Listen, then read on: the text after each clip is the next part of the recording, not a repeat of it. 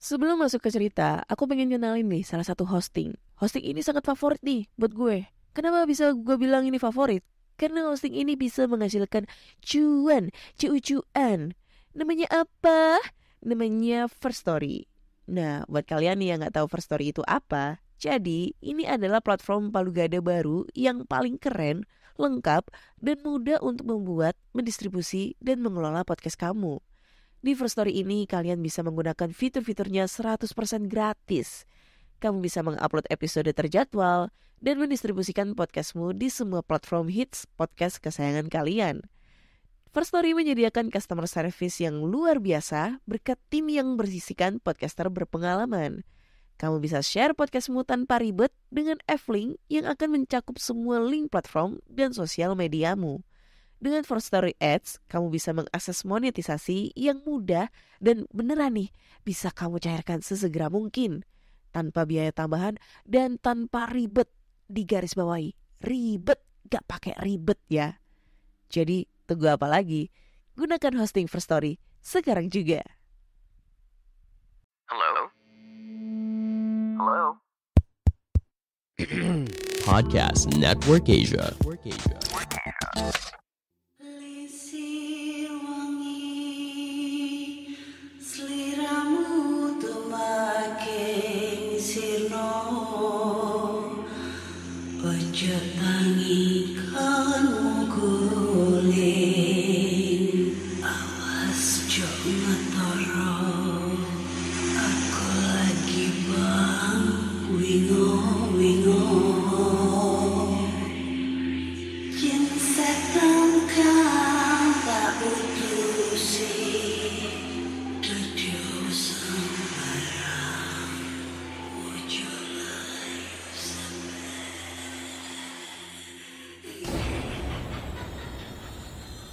Hai Rek, ya apa kabar? Ketemu lagi dengan aku si Ana di podcast kisah horor.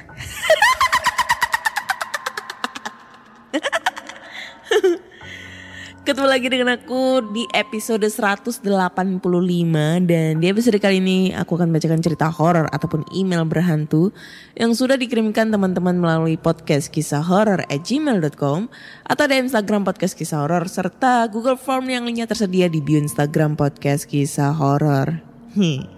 Pada kangen ya aku ketawa. Hihihi. Ya iyalah kemarin gak bisa ketawa karena bindeng ya, pilek, terus batuk juga. Jadi kalau mau ketawa itu kayak apa ya, ngap gitu. Susah buat nafas.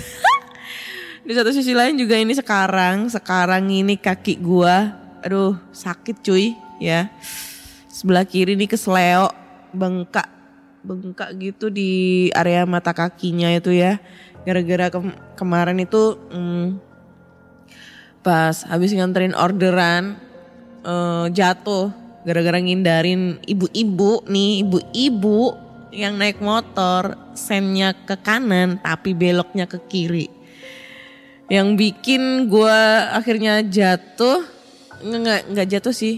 Ibaratnya itu kayak berusaha untuk menjaga keseimbangan, tapi karena posisinya ada jalan lubang tuh, di jalanan ada lubang aspal gitu kecil, akhirnya kaki gue tuh masuk di lubang itu terus kayak sumpah sakit banget itu, nggak bisa ngebayangin. Untung nggak patah tuh, cuma kesleo gitu terus langsung bengkak gede gitu ya. Aduh, dan akhirnya si ibu-ibu dengan rasa tampang tidak bersalah cuma bilang, banyak kalau naik motor hati-hati dong, digituin cuy.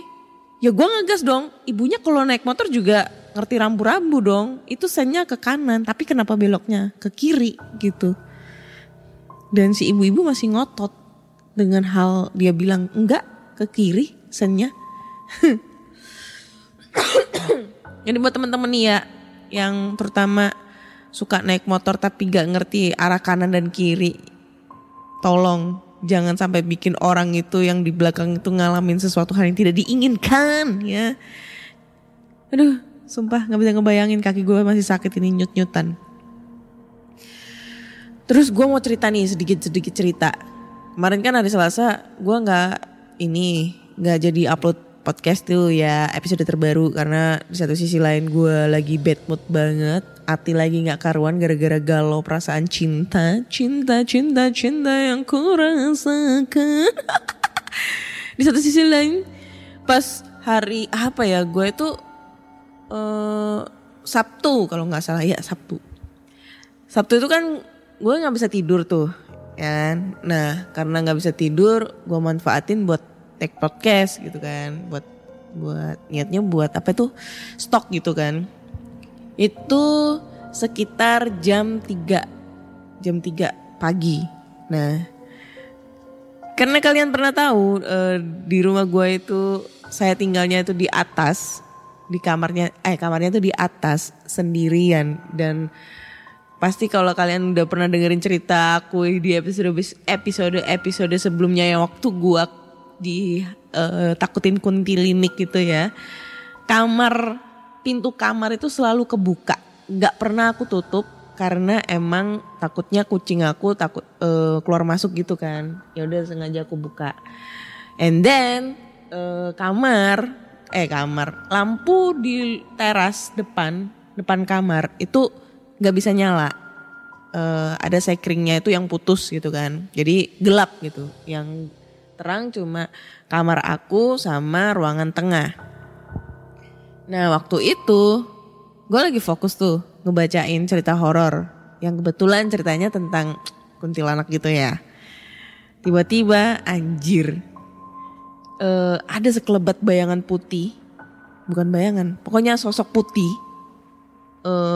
Lewat depan pintu kamar, zret gitu. Otomatis gue langsung merinding.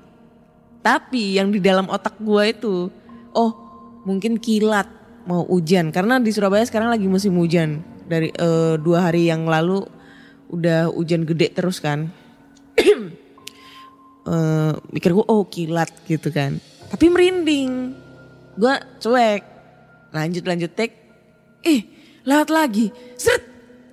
Itu merindingnya bukan main. Tapi merindingnya gue tuh kalau misalnya ketemu hal yang gitu merindingnya cuma sekejap doang. Habis itu hilang. Nah yang gue yakinin kalau itu kuntilanak. Itu pada saat yang pertama dia itu lewat itu gue merinding biasa. Yang kedua ini dia lewat arah sebaliknya. Itu gue kedengeran kayak suara kain yang ngiber gitu loh. Gitu loh. Pokoknya kainnya yang kalau kain kena angin gitu atau pokoknya kainnya tuh bunyi ber gitu kan. Lah, refleks dong gue lari ke depan pintu kamar gitu. Gak ada apa-apa cuy. Di situ gue langsung merinding. Gue berhenti take podcast karena gue tahu sesuatu hal yang kita bicarakan, yang kita omongin pasti dia bakal datang. Dan alhasil gue langsung turun ke bawah. Langsung bikin story itu pada saat itu. Tapi pas gue kejar itu gue gak ngeliat sosok apapun. Cuma waktu itu emang gue ngeliat putih lewat. Putih loh ya, bukan bayangan hitam, bukan. Putih lewat 2 kali. Dan itu setiap dia lewat gue langsung merinding. Anjir. Gue kira tuh teror kuntilanak di rumah aku tuh udah selesai gitu loh. Gak taunya masih berlanjut. Ya kan. Serem anjir. Kayak gitu. Katanya sih kalau misalnya kita ketemu kuntilanak sih dapat rezeki. Aduh, batuk coy. Oke. Langsung aja kita bacakan cerita-cerita horor. Dan cerita pertama ini datang dari email. Ntar gue cari-cari dulu nih emailnya. Cerita pertama ini datang dari, judulnya adalah Kesurupan 3 Makhluk Penunggu Pabrik. Gimana sih email saya jangan dibacakan ya kak? Nama email mungkin ya, nama email saya jangan dibacakan ya kak. Yang saya bold jangan dibacakan juga ya kak. Oke. Hai Kak Ana, saya Lina dari kota Klaten. Halo Klaten. Saya pendengar setia PKH dari episode 1 sampai 172. Episode terbaru saat saya menulis cerita ini. Wih, gak bosen ya? Banyak yang udah komen yang gak enak banget kalau ngedengerin dari episode pertama. Ya iyalah, episode pertama itu episode ecek-ecek cuy. Biasanya saya nabung dulu seminggu baru deh didengerin seharian pas kerja. Oke Kak Ana, langsung ke cerita. Sebenarnya ini bukan saya yang mengalaminya, melainkan suami saya. Di sini saya akan bercerita sebagai suami saya ya Kak Ana. Aduh kok merinding, belum apa-apa cuy. Waktu kejadian adalah minggu pertama puasa 2022 hari Kamis malam Jumat. Ini di bold jadi harus disamarkan. Nama saya Andi ya. Saya bekerja di sebuah pabrik tekstil di kota Klaten. Kebetulan pada waktu itu saya masuk shift siang mulai jam 3 sore sampai jam 11 malam. Saya bekerja di bagian util atau listrik. Mulai masuk kerja awalnya biasa aja. Listrik lancar, mesin pun juga lancar. Setelah berbuka puasa tiba-tiba hujan turun dengan lebat. Saya buru-buru ke bagian belakang untuk menutup boiler agar tidak terkena air.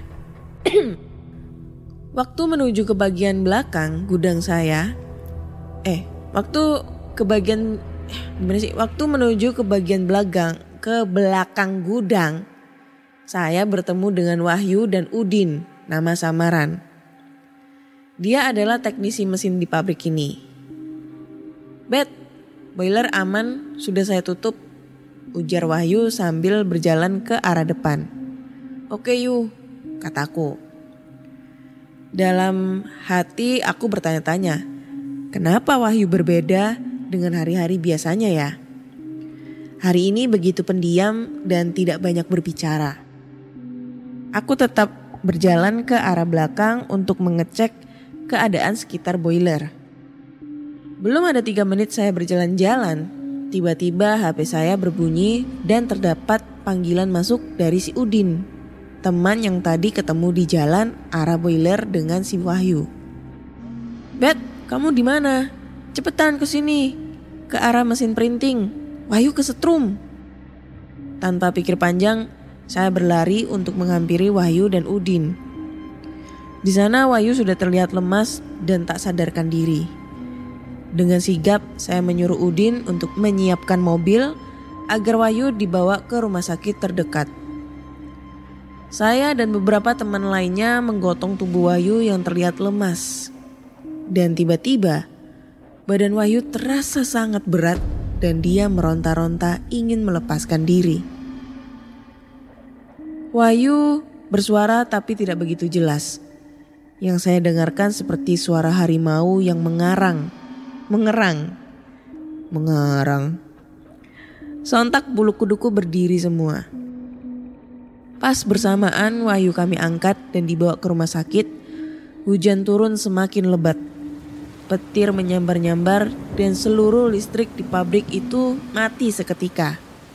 Tanpa pikir panjang kami berempat, driver, Wahyu, saya dan satu teman lagi meluncur ke rumah sakit tanpa memikirkan begitu derasnya hujan turun. Waktu di perjalanan yang seharusnya memakan waktu 15 menit, ini terasa sangat lama. Di dalam mobil, Wahyu terlihat seperti orang marah, meronta-ronta dan masih menggerang. Aku dan satu teman yang menggenggam tangan Wahyu tak kuat menahan rontaannya. Mobil berjalan sangat pelan karena rontaan Wahyu yang begitu sangat kuat sehingga mobil bergoyang-goyang.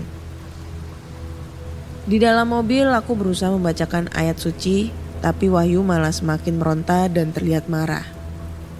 Fix, bulu kuduku berdiri semua. Merasa takut dan malah badan ikut gemetaran. Tapi saya tetap membacakan ayat-ayat suci sebisaku.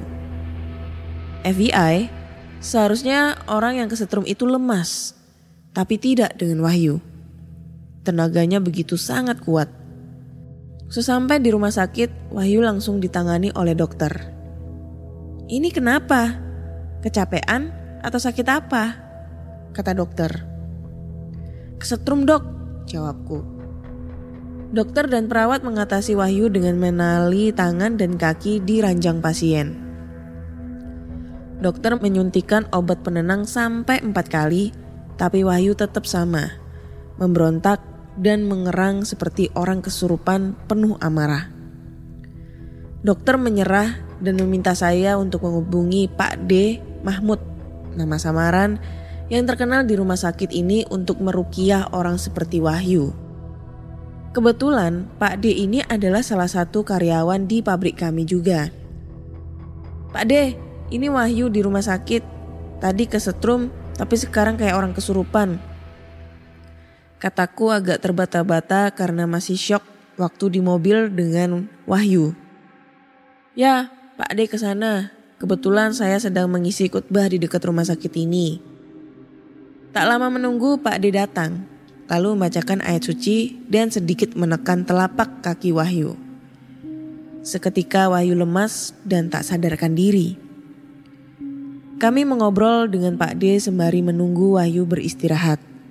Dan ternyata Wahyu dimasukin 3 penunggu pabrik dan tidak disebutkan nama atau bentuknya.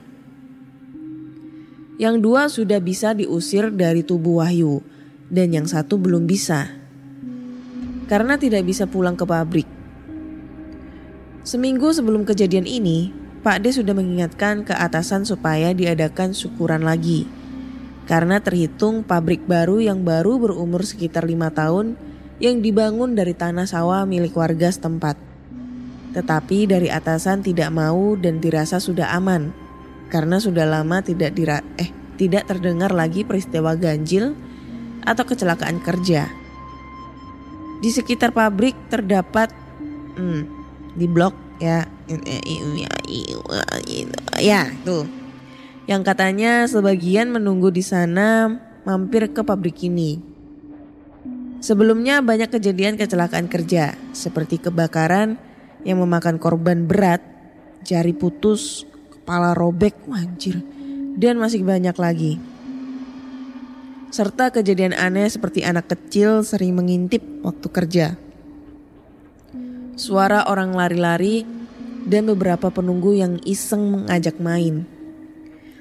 Segitu dulu Kak Ana, maaf kalau ceritanya panjang. Kurang seru, kurang horor, susah dimengerti Kak Ana, tanda baca yang kurang pas, dan kata-kata yang membingungkan. Lengkap ya Bun? Terima kasih sudah dibacakan dan sukses selalu buat Kak Ana. Semoga sehat dan cepat dapat jodoh. Amin ya. Gue selalu berkata keras untuk kata-kata amin kalau ada yang mendoakan saya dapat jodoh ya. Kesurupan 3 makhluk penunggu pabrik. Ini lumayan serem. Ini mengingatkan aku cerita yang tentang kecelakaan di pabrik kelapa sawit. Pabrik apa ya? Sawit atau apa yang di Kalimantan. Gue lupa episode berapa ya. Yang di situ ceritanya tuh anjir serem banget, yang sampai memakan korban, yang sampai korbannya tuh kayak kebacok-bacok atau apalah ya, serem banget pokoknya. Dan itu setelah aku ngebacain itu cerita, gue nggak bisa tidur, beneran gue nggak bisa tidur karena setiap gue baca cerita itu kan selalu ngebayangin sosok tokoh di cerita tersebut gitu loh. Maksudnya dalam arti kalau gue setiap ngebacain cerita tuh gue tuh kayak ngerasa kebayang-bayang gue ada di lokasi tersebut. Nah itu. Dan pada saat gue ngebacain itu cerita yang cerita kesurupan, cerita yang kesurupan di pabrik itu. Pokoknya yang tentang pabrik lah ya. Itu gila. Gue gak bisa tidur seharian. Anjir. Pokoknya serem banget lah. Ya itulah pokoknya. Nah ini yang teror di perkebunan sawit episode 161. Gue lupa episodenya berapa sama judulnya. Tapi gue inget banget ceritanya yang sampai kepalanya hampir putus. Terus habis itu petani-petani kelapa sawit yang di mobil pick up itu pada luka-luka bacok apa segala macam, gila. Dan ternyata pabriknya itu berada di tanah kuburan massal. Kan anjay gitu ya. Serem anjir. Tapi ini ceritanya dari siapa tadi namanya? Dari suaminya Mbak Lina ya. Lina bukan sih namanya? Ya, Mbak Lina ini juga lumayan serem. Jadi semua cerita pengalaman horor yang menyangkut di pabrik, kantor, rumah sakit, menurutku itu adalah cerita yang paling serem dibandingkan cerita di rumah lo ya. Karena kalau di pabrik itu apa ya, ada kayak horornya itu kayak horor lain dari yang lain dibandingkan cerita horor di perkemahan. Nah itu. Karena kalau di perkemahan itu udah bisa ditebak setiap kita berkemah itu ya pasti ada cerita horor, pasti, nggak mungkin enggak. Di antaranya itu pasti kegiatan pada saat jurit malam. Kalau di pabrik kan kayak variasi gitu ceritanya. Cerita-cerita horornya tuh variasi. Pabrik, kantor itu variasi banget. Apalagi pas lembur, sensasinya mantap. Oke, next lanjut ke cerita berikutnya. Cerita kedua ini agak sedikit panjang banget ya. Judulnya adalah Pasca Kemalingan. Kisah kali ini saya dapatkan udah lumayan lama sih Kak. Hanya saja saya sedikit kesulitan soal detail ceritanya. Jadi hari itu saya lihat sendiri rumah paman kemalingan. Sejumlah perhiasan dan uang lenyap. Bahkan maling itu juga membawa kabur laptop milik paman. Padahal laptop rusak. Paman jelas uring-uringan. Dia bahkan sampai memukul tembok. Bibi hanya bisa nangis karena uang dan perhiasannya hilang. Hari itu saya diajak bapak untuk lapor ke perangkat desa supaya dibantu untuk lapor ke kepolisian. Saat itu Pak RT sedang tidak ada di rumah. Kami segera balik karena Bu RT bilang bahwa Pak RT nanti sore baru pulang kerja. Setibanya di rumah paman, kami melihat Simbah Dukun di ruang tamu. Sebenarnya beliau adik dari kakek saya. Tapi ya sama aja. Le, piye kabarmu? Nak, gimana kabarmu? Sapa si Mbah. Saya Mbah, balas saya sambil salim. Setelah itu saya pamit masuk. Piye, kene tak bantu. Gimana, sini ku bantu. Saya mendengar kata-kata si Mbah dari dalam.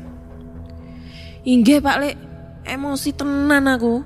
Kudu tak ini wae. Iya paman, beneran emosi aku. Pengen ku bunuh aja tuh maling. Saya sedikit was-was. Simbah ini terkenal mempelajari ilmu-ilmu gaib. Kami sekeluarga disarankan untuk tidak ikut campur ke dunia kesukaan Simbah ini. Tapi sepertinya paman udah gelap mata untuk meminta bantuan Simbah.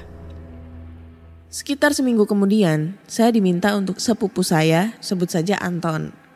Dia minta untuk ditemani karena ayah dan ibunya, paman dan bibi, sedang ada kondangan di luar kota. Anton ini masih SMP kelas 1. Dia tipikal anak rumahan yang kalau main gak pernah jauh. Saat saya datang, bocah ini lari-lari mengunci pintu dan jendela. Lalu menyalakan lampu, itu pun sambil lari-lari. Sejak kapan bocil ini jadi hiperaktif? Yuk mas, nang kamarku wae main PS2. Ayo bang, di dalam kamarku aja main PS2. Ajaknya sambil setengah berlari. Kami bermain game sepak bola sampai lumayan lama. Saat sedang seru, si Anton ini mempause pertandingan. Mas, terno pipis po'o. Bang, anterin pipis dong, pintanya. Saya diam sejenak. Kemudian saya ketawa dan meledeknya. Anton, wes SMP kok pipis jauh lo diterno. Anton, udah SMP kok pipis minta diantar. Saya inginnya sih nolak. Tapi melihat ekspresinya yang takut, ya saya ngalah aja. Saat menuju kamar mandi, sayup-sayup saya mendengar bunyi air yang disiramkan. Saya sontak menengok ke arah asal bunyi, asalnya dari kamar mandi. Saya dan Anton saling pandang. Sopo iku Ton? Siapa itu Anton? Wes mas, balik. Orang si do pipis. Sudah mas, balik. Gak jadi pipis. Kenapa nih anak? Gak habis pikir saya. Malamnya gerah banget. Kamar Anton kipasnya kecil sekali. Saya terpaksa ke ruang tamu karena ada kipas yang agak besar. Sembari tidur di lantai, sayup-sayup terasa seperti ada orang duduk di kursi. Spontan saya terjengkal dan celingukan. Tapi gak ada siapapun di sana. Tetap saja, meskipun halu juga terlalu solid. Entah jam berapa gak ingat, saya terbangun karena suara gaduh. Rumah terasa ramai sekali. Tapi anehnya, saya gak melihat siapa-siapa. Saya lantas mengambil minum di lemari es. Sambil tetap mengabaikan perasaan kalau saya ini gak sendirian. Awalnya pelan, tapi lambat laun terdengar suara orang sedang mengobrol. Suara itu berbisik-bisik entah dari mana. Karena penasaran, saya mungkin Anton lagi main PS2 di kamarnya. Saya samperin ke kamar. Ternyata dia udah tidur dan PS2 serta TV-nya udah dimatikan. Suara berbisik itu masih terdengar. Saya coba tempelkan telinga di kamar paman dan bibi. Harusnya mereka belum pulang sampai besok siang. Hening. Saya coba ketok, tapi gak ada jawaban. Daripada begitu mending balik tidur. Saya rebahkan badan di sofa letter L dan siap-siap tidur. Tapi tiba-tiba bunyi itu muncul lagi. Kali ini terdengar sangat dekat. Saya kembali terduduk, tapi suara itu hilang. Karena udah terlanjur insomnia, saya coba nyalakan TV aja. Kebetulan remote-nya ada di sisi lain sofa. Saya raih dan saya duduk pas di letter L-nya. Tiba-tiba suara itu muncul dan kali ini terdengar jelas. Iku aree, iku aree, iku aree. Itu dia, itu dia, itu dia. Suaranya tepat di belakang saya, pas di celah belakang sofa. Saya refleks menoleh dan di sana berdiri sesosok hitam. Sosok itu memiliki dua kepala yang saling bersahutan mengatakan iku aree. Selang beberapa saat mereka ketawa. Lalu tiba-tiba dengan suara berat menggema menghardik saya. Ngaleh! Pergi! Saat itu saya gak ingat apa-apa lagi. Lalu lanjut kak. Mas, tangi mas. Samar-samar terdengar suara anak kecil. Wah, saya pikir Anton yang bangunin. Karena di rumah ini bocahnya cuma Anton doang.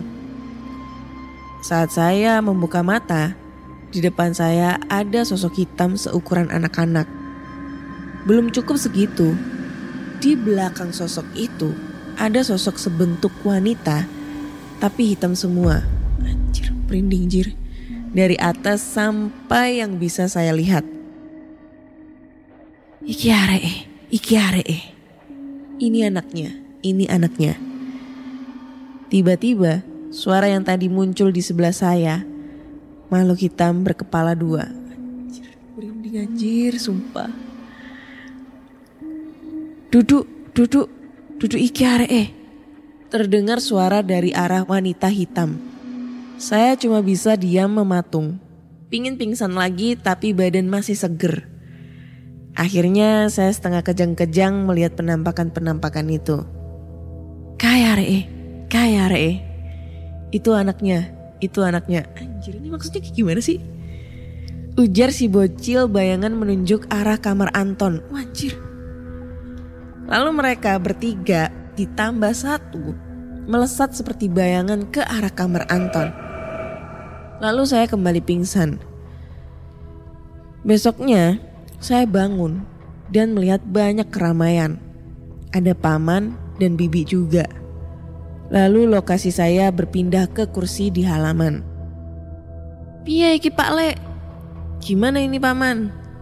teriak paman dari dalam rumah. "Wes, menengo sik. Iki sik tak usahae." Terdengar suara Simbah dari dalam juga. "Leh, kowe wes ora apa-apa ta?" "Nak, kamu udah enakan?" tanya ibu yang mendekat ke arah saya. "Nggih bu, iki ono apa toh?" "Iya bu, ini ada apa sih?" tanya saya heran melihat tetangga datang berkerumunan. "Lah kowe piye? Pak Lekmu nemoni awakmu gemletak ngarepe lawang. Anton ngaung-ngaung koyo macan." Anjir, lucu ya gue kalau ngomong Jawa. "Lah kamu gimana? Paman menemukan kamu tergeletak di depan pintu. Terus Anton meraung-raung seperti macan," terang ibu. Saya mendekat ke kerumunan, lalu paman memanggil menyuruh saya mendekat. Di sana ada beberapa tetangga, tapi gak kelihatan bapak. Seperti sudah berangkat kerja. Paman menginterogasi saya. Saya ceritakan apa yang masih saya ingat. Walaupun mustahil bisa lupa kejadian begitu. Kondisi Anton mengenaskan. Bibirnya membiru dan ada noda darah di ujung semua jari tangannya. Dan perutnya gak bergerak. Simbah komat kamit baca mantra. Sedangkan paman panik. Bibi pingsan dan dibawa ke kamar ditemani ibu-ibu tetangga. Entah kerasukan setan dari mana saya teriak kencang. "Lek, hari iki ora dibalekno. Tak obrak-abrik kabeh omahmu." Oh salah. Gini nadanya. "Lek hari iki ora dibalekno, tak obrak-abrik kabeh omahmu." Kalau anak ini gak dikembalikan, ku obrak-abrik sarang kalian. Emosi saya sampai ke ubun-ubun. Tapi saya tahan. Saya tatap Simbah dengan penuh emosi. Ini pasti ada hubungannya sama Simbah. Seketika Anton tersentak lalu terbatuk-batuk dan dia membuka mata. "Ton," saya dipanggil dia. Anton hanya berkedip-kedip lalu melihat saya. "Walaleh, alhamdulillah Anton balik." Paman terpekik senang. Semua yang di sana langsung membaca hamdalah. Singkat cerita, Anton dirawat inap di rumah sakit. Setelah dia bisa bicara, dia cerita kalau pas bangun, dia dikelilingi makhluk-makhluk hitam. Makhluk itu meminta supaya dibebaskan. Lalu katanya tiba-tiba ada suara petir kencang dan makhluk-makhluk itu lari pontang-panting. Konon, kata Simbah, mereka itu jin yang belum loyal, yang ditangkap Mbah masih belum lama. Mbah memaksa mereka menjaga rumah itu dari maling.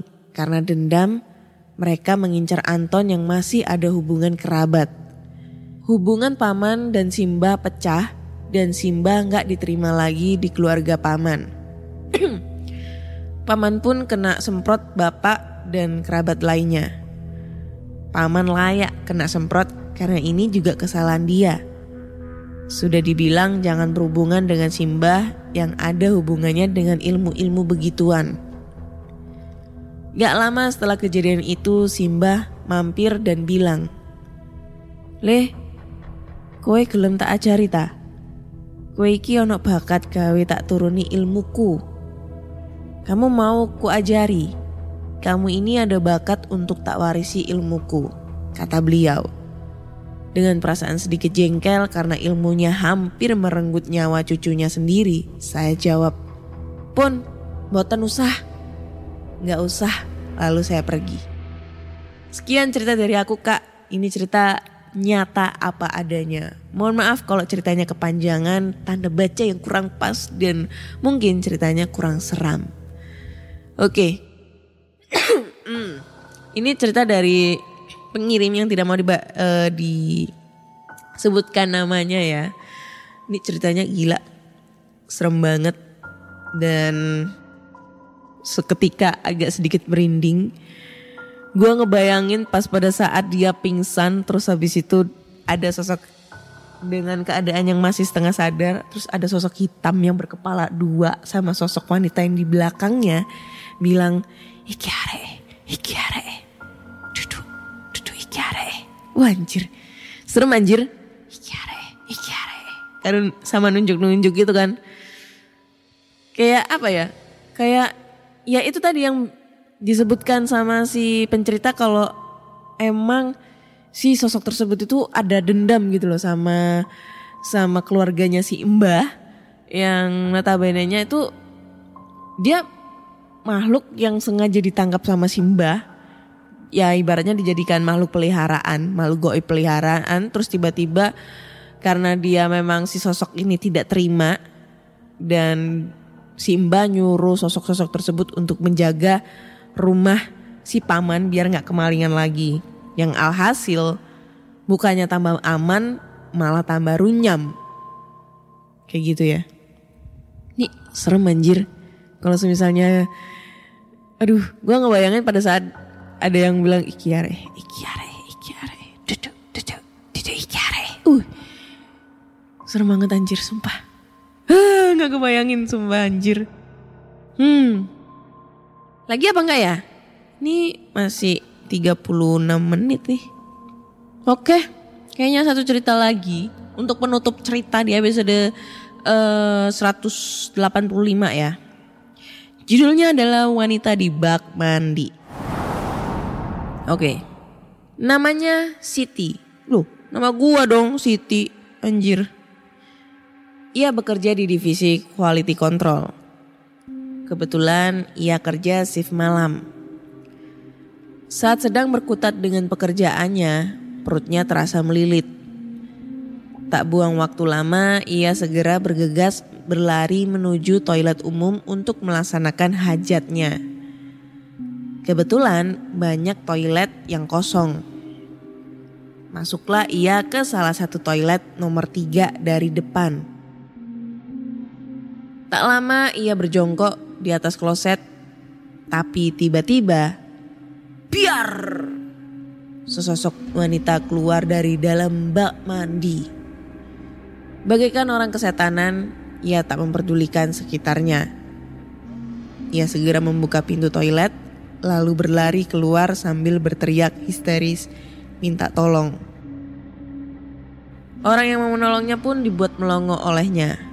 Pasalnya, celana yang ia kenakan tak sempat ia pasang kembali. Hingga ia sadar akan sesuatu hal, ia bergegas membenahi celananya. Setelah ia tenang berulah, ia bercerita tentang apa yang dialaminya di dalam toilet. Sumpah kasihan banget tuh Mbak Siti. Semoga tidak sampai trauma. Ini doang ceritanya. Sangat-sangat membagongkan anjir. Nih kayak merasa terhina banget gue yang namanya Siti nih. Gue namanya Siti anjir. Tapi kalau gue ngeliat setan gak segitunya kali. Cerita endingnya yang tidak ramah bintang 1 ya. Ini tidak horor ini, melainkan ini agak komedi dan porno aksi nih. Yaudah deh, kayaknya udah cukup sekian dulu aja ceritanya.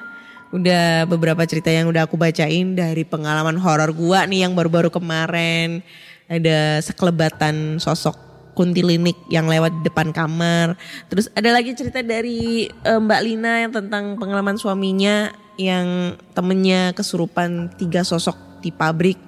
Terus ada lagi cerita dari yang tidak mau disebutkan namanya, pengalaman dari pamannya yang anaknya kesurupan pasca kemalingan.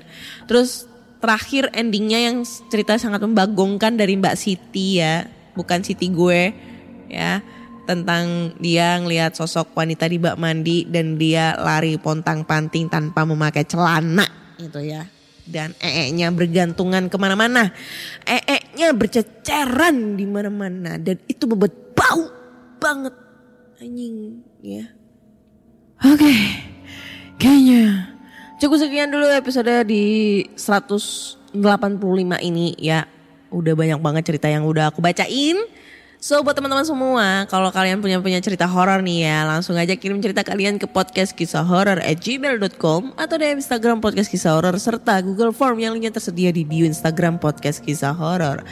Jangan lupa dengerin Podcast Kisah Horor di Spotify, Google Podcast, Apple Podcast serta di Noise karena kalian sekarang sudah bisa mendengarkan Podcast Kisah Horor di Noise. Jangan lupa juga kasih bintang 5 nih untuk Podcast Kisah Horor di Spotify. Karena Podcast Kisah Horor karena di Spotify sekarang kalian udah bisa ngasih rating bintang untuk podcaster kesayangan kalian nih. Podcast Kisah Horor kasih bintang 5 ya. Jangan 1 loh ya, jangan 1, inget. Dan jangan lupa di Noise sekarang kalian udah bisa berkomentar. Jadi kalian bisa langsung aja tinggalin komentar-komentar kalian yang tidak berfaedah itu ya.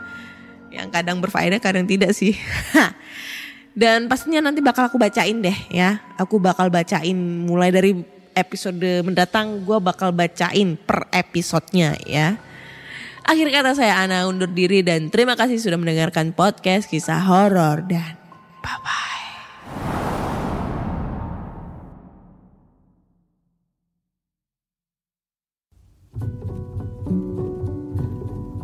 Pandangan dan opini yang disampaikan oleh kreator podcast, host, dan tamu tidak mencerminkan kebijakan resmi dan bagian dari Podcast Network Asia.